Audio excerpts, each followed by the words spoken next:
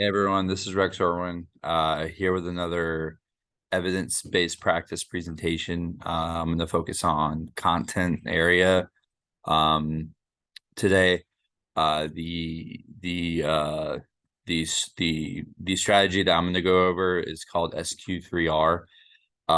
It's a really great strategy that you can use in all content areas, and it can, you can start um when your students first learn to read and up and through college.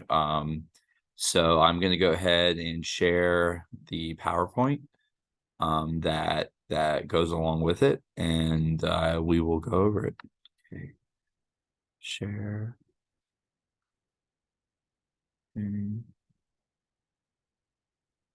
Presentation mode. All right, so SQR3 reading. SQ3R. So description of SQR3. It's a reading comprehension method named for its 5 steps, which is survey, question, read, recite, and review. And we're going to go over each of those steps really quick. So the survey step, right? Going through it, base and at the end of the presentation, I'll play a video that helps you visualize these steps a little better.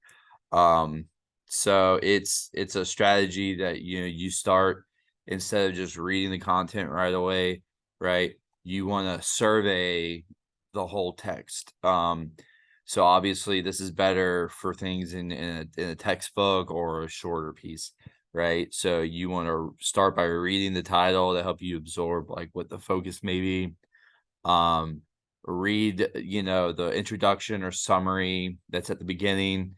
You tell your kids, that text that's italicized at the beginning.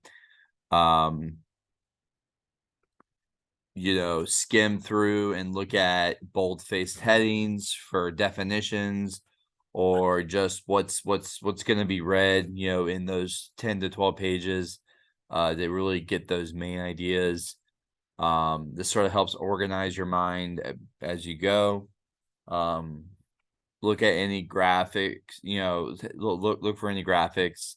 If it's a language arts class, that you may look at pictures and talk about what they mean. That's something you could do as an entire class. What is it? Well, why is this piece of art in this text? If you're looking at social studies, like a chart, like list of presidents or something. And obviously science will have different charts. And then, once again, like anything that's italicized or bold-headed. So the Q part question, right, to help engage your mind, this helps engage your mind to concentrate. So, it says turn the boldface headings for each section into as many questions as you can think of.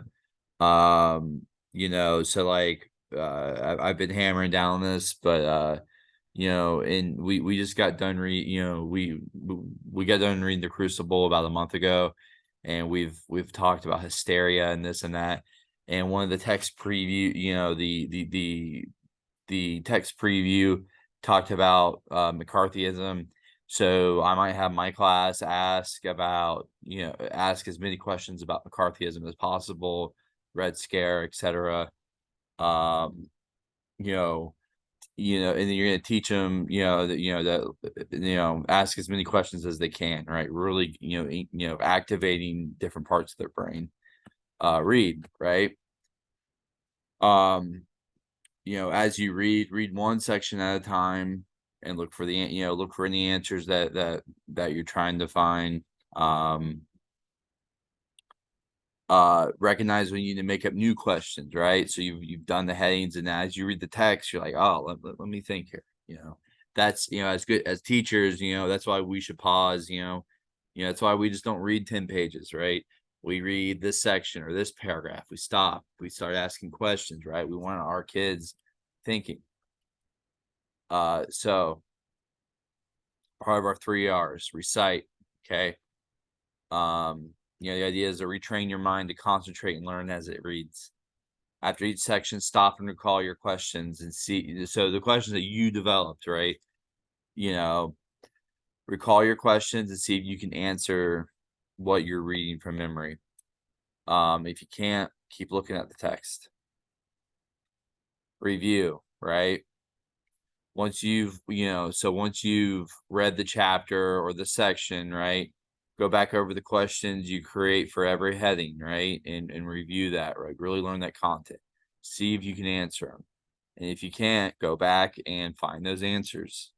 If you get to the point to where like you asked a question on page 2 on a 10-page reading, and after you get done, you can still answer that question. It means that you've probably grasped that content, at least, on a surface level. Yeah. So we got our 3 R's. So when to use SQ3R, right? I think it's great when you're getting, it's a great way to preview a text. Or it's just a great way to teach the text. I think it's great. It's also great as a way to like if you've already taught the content and you still have some time, it's a great way to reread the text. Especially for our students that have special needs.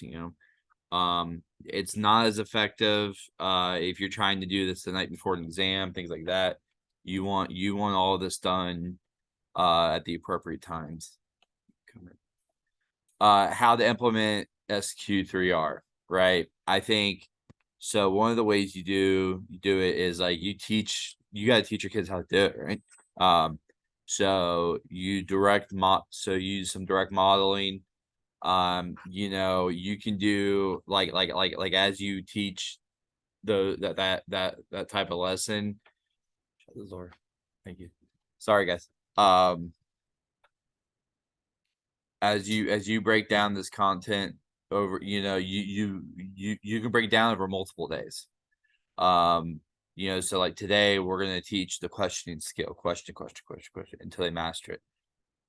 You can give the kids a cheat sheet on how to use SQ3R, like like almost like a checklist or whatever it needs to be, or create an assignment and make it an assignment.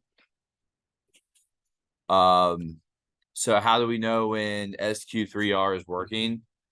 Students can complete the phases of the evidence-based practice, and hopefully, if they know how to implement it, hopefully they can answer questions to the text more effectively, more efficiently. Hopefully there's a greater understanding, and go, and what, so an interesting thing about this technique that I've seen is, sorry, where can we learn more about SQR3, right? Google's your friend, type it in. YouTube is always a good resource. And then finally, university websites. When I was researching about this technique, I found that this was of all the presentations we've given, this is the first time that almost everything that popped up on this technique came from a college. Like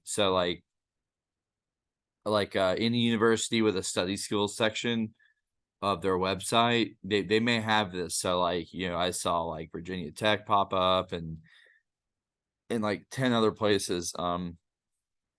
So I really, for high schoolers, I really like this technique, and then but obviously anyone can use it at any grade level. So to finish up, I'm gonna play a YouTube video, see, just showing the technique. SQ3R is a great reading and note-taking strategy. Why do you need a reading strategy? Well, how many times have you picked up a textbook, read for a while, and realized that you've not remembered anything you just read? Using the SQ3R method helps you remember what you read, so you can get wonderful grades and do well in all your classes that test you about information that you've read. You should use this method for any textbook reading and for any online or print articles that you read or use for research in any of your classes. The S is for skim. Before you curl up with a blankie and hot cocoa to read, take a moment to skim over the entire text. Skim means to look something over at a bird's eye view. Look at main headings, bolded words, and any pictures or diagrams. This will give you an idea of what the article will be about. This also helps you know what to expect and hopefully will trigger some background information you might already know about the topic. The next step is to ask questions. Asking questions helps you pay attention better to even the most boring reading assignment because you are essentially on a mission to answer the questions you have asked yourself. If we have a purpose, we are more purposeful. You should write down any questions you have and turn headings into questions that you must answer by reading.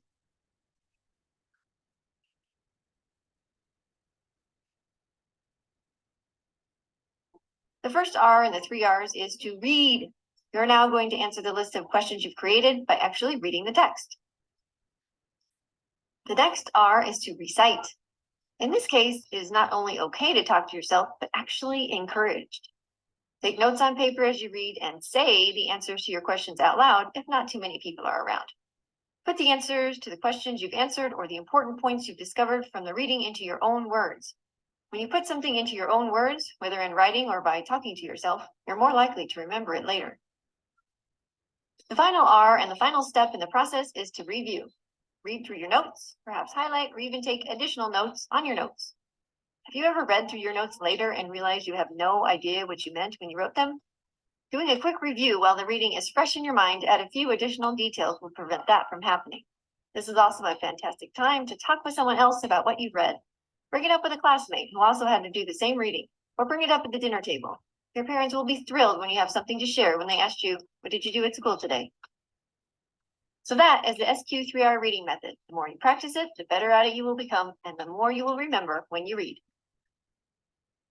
So that's what I have for the SQ3R evidence-based practice, and I look forward to any comments you all may have, and I hope you all have a great week.